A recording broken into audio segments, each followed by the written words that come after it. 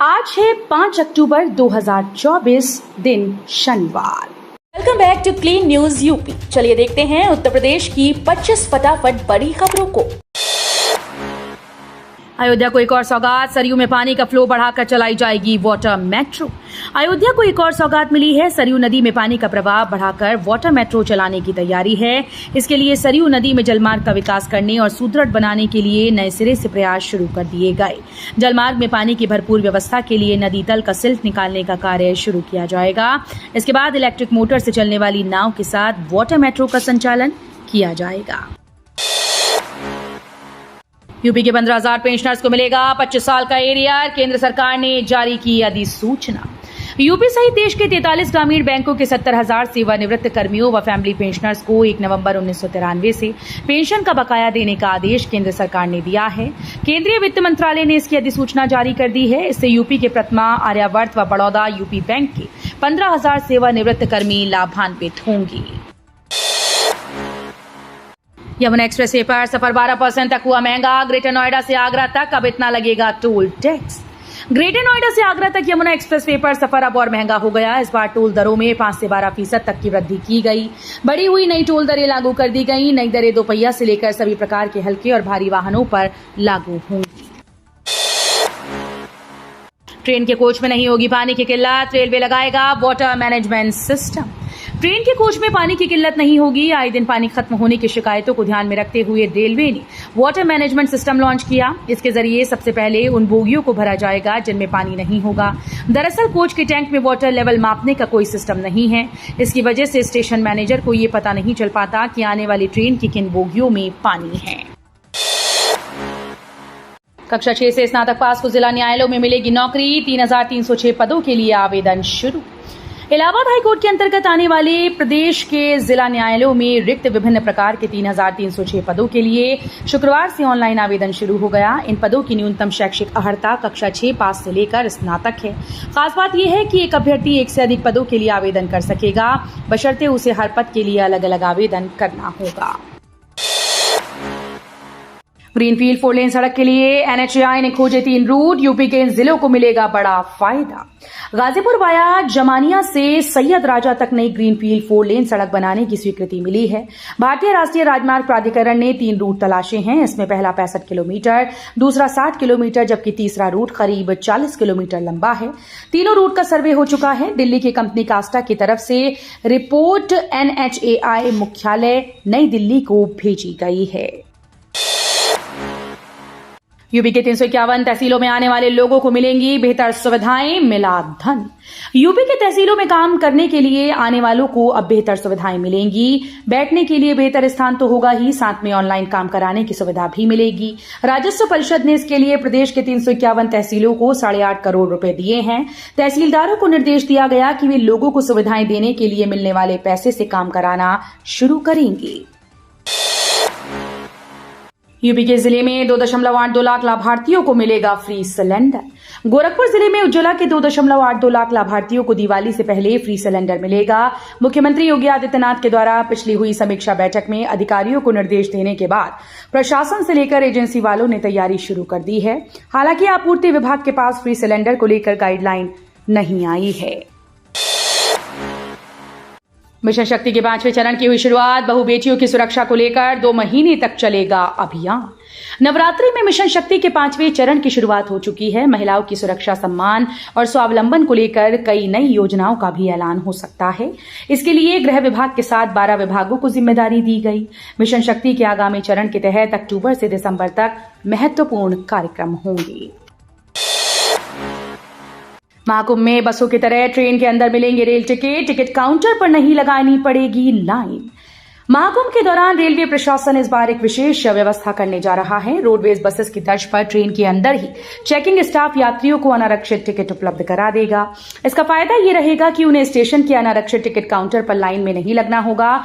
मेले के दौरान इस बार देश विदेश से लाखों की संख्या में श्रद्धालुओं के आने का अनुमान है। जीआईसी में शिक्षक भर्ती के लिए समकक्ष अहर्ता हटी, जल्द शुरू होगी शिक्षक भर्ती। राजकीय इंटर कॉलेज में सहायक अध्यापक और प्रवक्ता भर्ती के लिए समकक्ष अहर्ता का विवाद सुलझ गया। अब अहर्ता से समकक्षता हटा दी गई। शिक्षा निदेशालय ने अहर्ता विवाद को सुलझाते हुए उसे स्वीकृति के लिए उत्तर प्रदेश लोक सेवा आयोग को भेज दिया है। नोएडा प्राधिकरण की 100 करोड़ की जमीन पर कब्जा। सेक्टर 130 स्थित ग्राम नागली वाजिदपुर में एक बड़े भूमि घोटाले का खुलासा हुआ। जनकार्य सेवा समिति के सचिव शुभम चौधरी द्वारा मुख्यमंत्री योगी आदित्यनाथ को लिखे गए एक पत्र में इस मामले को उजागर किया गया। पत्र के अनुसार कुछ कुख्यात भूमाफियाओं ने सिंचाई विभाग के लगभग 100 करोड़ रुपए की संपत्ति पर अवैध रूप से कब्जा कर लिया है। इसके अलावा नोएडा प्राधिकरण ग्राम सभा खलिहान, खाद के गड्ढे, सरकारी जमीन और स्कूल की जमीन पर भी अवैध अतिक्रमण किया गया। पिलर से रस्सी बांधकर चढ़े और काट ले गए नमो भारत ट्रेन के ट्रैक का 300 मीटर वायर, कीमत 25 लाख रुपए। नमो भारत रैपिड रेल के ट्रैक से चोरी की घटनाएं लगातार सामने आ रही हैं। बुधवार रात परतापुर थाने के सामने से रिठानी के पास स्टेशन के पिलर से रस्सा बांधकर ट्रैक पर चढ़े बदमाश कॉपर का 300 मीटर ऊंचे वायर चोरी कर ले गए। पेट्रोलिंग टीम की चेकिंग के दौरान घटना का पता चला। नोएडा प्राधिकरण के डीजीएम ने सुनियार गांव की समस्याएं, विकास पर दिया जोर। गांव रोहिल्लापुर में एक महत्वपूर्ण बैठक हुई जिसमें नोएडा प्राधिकरण के उप महाप्रबंधक विजय रावल ने कई गांव के प्रतिनिधियों से मुलाकात की। ये बैठक नोएडा विलेज रेजिडेंट्स एसोसिएशन के आमंत्रण पर आयोजित की गई थी। बैठक में लगभग 8 गांव के प्रतिनिधियों ने भाग लिया और अपने अपने गांव की समस्याओं को रावल के सामने रखा। अब किसानों को सोलर पंप लगाना हुआ आसान। सरकार दे रही 2.6 लाख रुपए की सब्सिडी। सरकार के द्वारा किसानों को प्रोत्साहित करने और कृषि क्षेत्र को सशक्त बनाने के लिए नई योजनाएं शुरू की जा रही हैं जिससे खेती करना आसान हो। इन्हीं प्रयासों के तहत प्रधानमंत्री कुसुम योजना के अंतर्गत उत्तर प्रदेश सरकार राज्य के किसानों को सोलर पंप लगाने के लिए 2.66 लाख रुपए तक का अनुदान दे रही है। गांधी जयंती के अवसर पर सिंचाई सुविधाओं को बेहतर बनाने के उद्देश्य से इस योजना के तहत आवेदन की प्रक्रिया शुरू की गई है। नवरात्र पर विंध्याचल के लिए हर 30 मिनट पर चलेंगी बसेस। रोज 195 बसेस का होगा संचालन। शारदीय नवरात्र के मौके पर यूपी रोडवेज ने मां विंध्यवासिनी के धाम मिर्जापुर जाने वाले यात्रियों की राह आसान कर दी। नवरात्र के मौके पर यूपी रोडवेज के 0 रोड बस स्टेशन से प्रत्येक 30 मिनट पर विंध्याचल के लिए बसेस का संचालन होगा। भीड़ बढ़ने पर प्रत्येक 15 मिनट पर भी रोडवेज की बसेस संचालित की जा सकती हैं। आवासीय भूखंड योजना में लाखों लोग बाहर निकले। यमुना प्राधिकरण की बहुप्रतीक्षित आवासीय भूखंड योजना में हजारों आवेदकों को लॉटरी से बाहर किए जाने पर गहरी निराशा छाई है। ये योजना जिसमें 361 प्लॉट की पेशकश की गई अब विवादों में घिर गई। इस योजना के तहत आवेदन करने वाले लगभग 2 लाख से अधिक लोगों में से अधिकांश आवेदकों को लॉटरी की प्रक्रिया में शामिल नहीं किया जाएगा, जिससे वे खुद को ठगा हुआ महसूस कर रहे हैं। पीएचडी के लिए उत्तर प्रदेश की सोपन यूनिवर्सिटी में शुरू हुआ आवेदन। उत्तर प्रदेश राजर्षि टंडन मुक्त विश्वविद्यालय प्रयागराज में सत्र 2024-25 के लिए पीएचडी प्रवेश सूचना विवरणिका का विमोचन कुलपति प्रोफेसर सत्यकाम ने किया। विश्वविद्यालय अनुदान आयोग के द्वारा समय समय पर जारी रेगुलेशन और निर्देशों के अनुसार पीएचडी में प्रवेश के लिए ऑनलाइन आवेदन शुरू कर दिया गया। पीएम इंटर्नशिप योजना में लागू होगा आरक्षण। पहली बार प्राइवेट कंपनीज में कोटे से एंट्री।